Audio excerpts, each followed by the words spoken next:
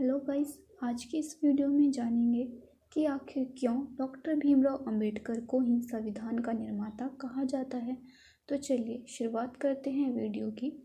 संविधान को भारतीय समाज के लिए एक मार्गदर्शक दस्तावेज के रूप में प्रस्तुत करने में डॉक्टर अंबेडकर की सबसे प्रभावी और निर्णायक भूमिका थी। 26 नवंबर 1949 को संविधान सभा ने संविधान के उस प्रारूप को स्वीकार किया जिसे डॉक्टर बी.आर. अम्बेडकर की अध्यक्षता में ड्राफ्टिंग कमेटी ने तैयार किया था। इसी रूप में संविधान 26 जनवरी 1950 को लागू हुआ और भारत एक गणराज्य बना।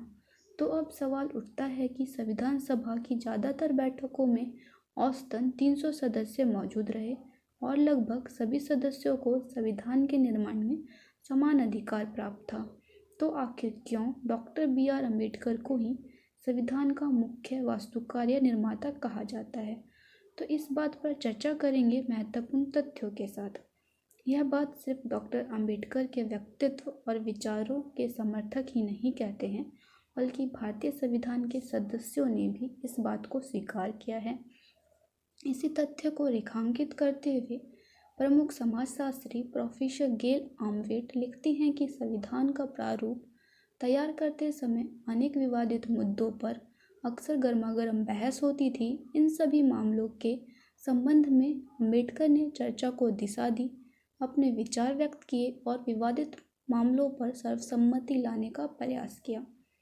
संविधान को लिखने, विभिन्न अनुच्छेदों, प्रावधानों के संदर्भ में संविधान सभा में उठने वाले सवालों का जवाब देने, विभिन्न विपरीत और कभी कभी उलट से दिखते प्रावधानों के बीच संतुलन कायम करने और संविधान को भारतीय समाज के लिए मार्गदर्शक दस्तावेज के रूप में प्रस्तुत करने में डॉक्टर अंबेडकर की सबसे प्रभावी और निर्णायक भूमिका रही।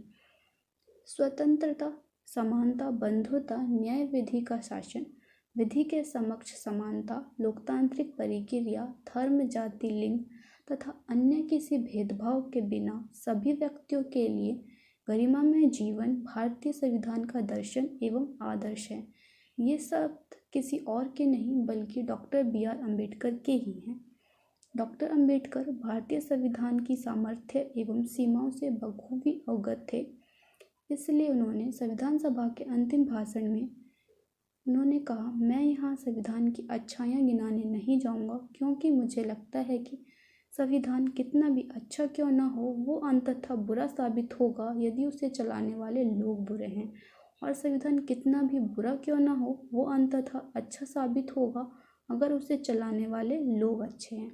इन सभी तथ्यों के आधार पर कहा जा सकता है कि डॉक्टर बी.आर. अम्बेडकर की संविधान निर्माण में महत्वपूर्ण भूमिका रही, जिसके चलते उन्हें संविधान का निर्माता या वास्तुकार कहा जाता है।